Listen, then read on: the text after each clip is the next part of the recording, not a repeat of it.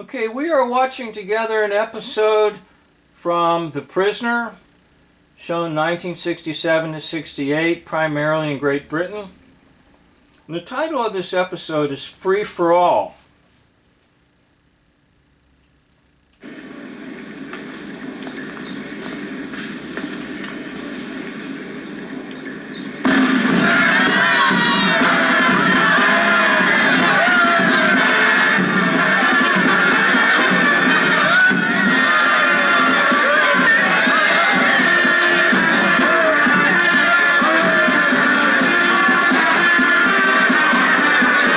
Okay, now number 6, Sir Patrick McGoohan, is riding in the golf cart with number 2.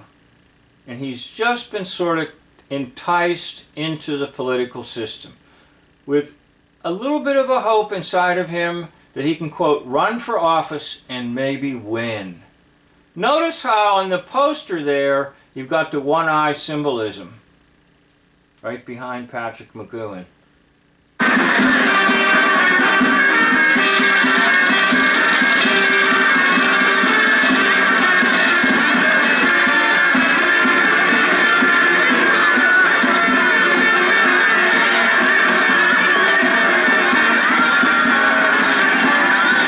Now there's been a lot of discussion about why the little fellow, the butler, sort of walks around the village with his umbrella up.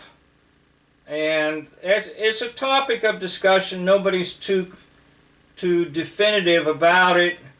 But it seems to symbolize that things are always going to be the way they are right now in the village, because there's a power at work that you don't understand.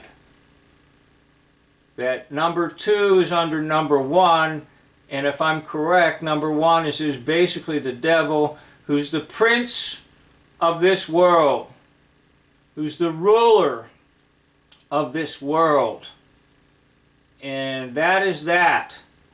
So that little silent passage of the butler, the short guy with the umbrella, seems to be suggestive of it's all under the umbrella of the power of the devil. And notice the umbrella is white and black, which symbolizes the mystery religions, because mystery religions are based on dualism.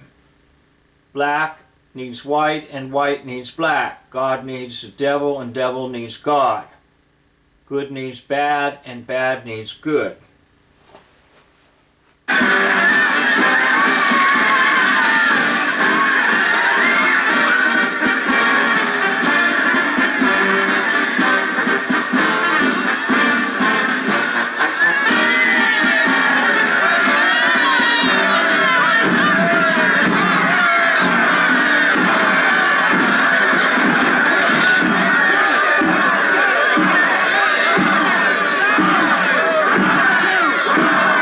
You know, I find interesting they chant Ra, Ra, Ra, and one of my channels is called War Backwards is Ra, R-A, which is the false god of Egypt.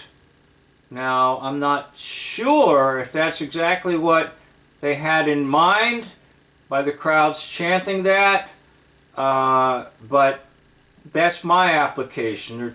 They're chanting for the god of this world, Ra.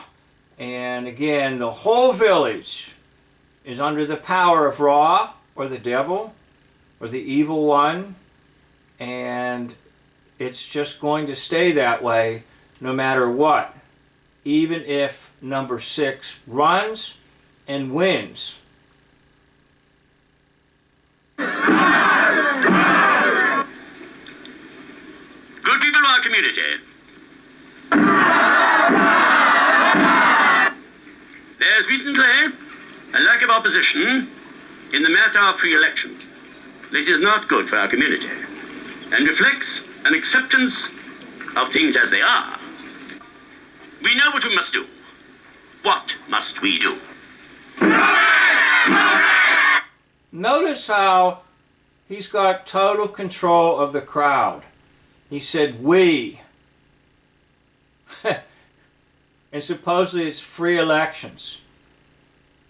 What must we do? And they already know the answer because it's held up for them in a script. And in a way, this is exactly the way our society is here in America. The people that you're looking at on the screen right now, those are the mass media people that are a complete and total slave to the mass media. And they do everything the mass media says to do, and they say everything the mass media says to say. They're just like the people of the village. And as for me, and as for you, my friend, my listener, my watcher, my viewer, we're like Patrick McGoohan. We're like number 6. We are, however, fortunate to hang with us a recent recruit whose outlook is particularly militant and individualistic. Let us hope that he will not deny his duty to the community by refusing to take up the challenge. Good people, it is my pleasure to present to you the one and only number 6. I am not a number. I am a person. Okay. Now the other key phrase that he uses, I'm not a number, I'm a free man. And all the openings, sequences, the preludes, always show that, and then they always hear the hysterical laughter. And the people of the village are laughing because a person in the hoax lie system is just simply a participant on stage with everyone else.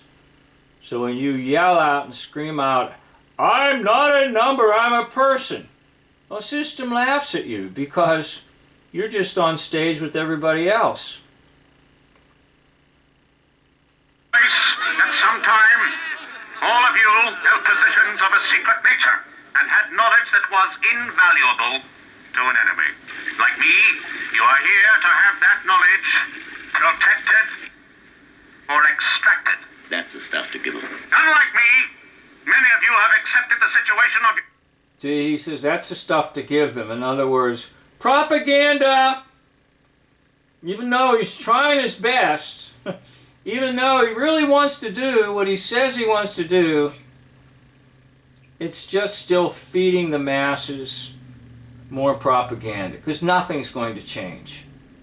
So he, in a sense, they want him to be what you call controlled opposition.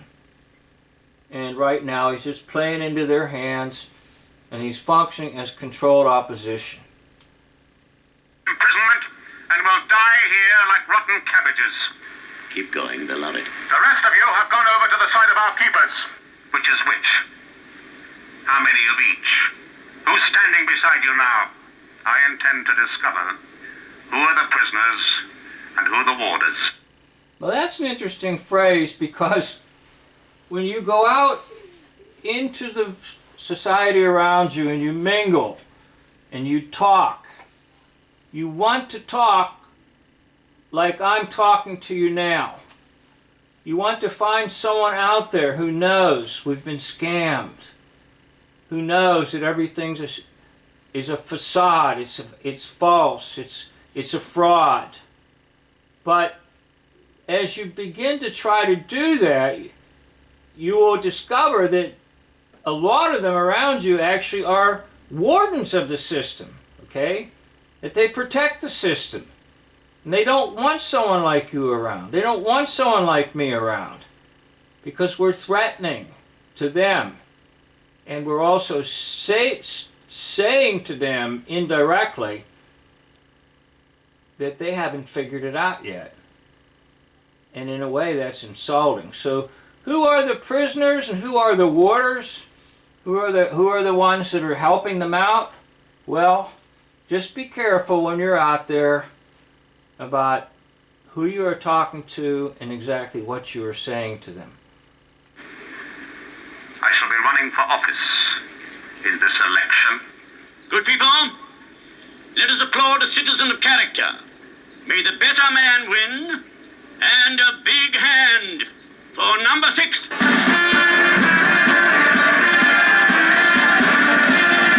Okay, so I'm going to stop it right there, and it appears as though Patrick McGoohan, our number 6, has bought into the hoax-lie system, and now he believes truly that maybe he can manipulate the system and get in charge, and thus get his freedom, and thus get other people free as well. So we'll stop right there, and I thank you for watching. We'll pick it up in another video.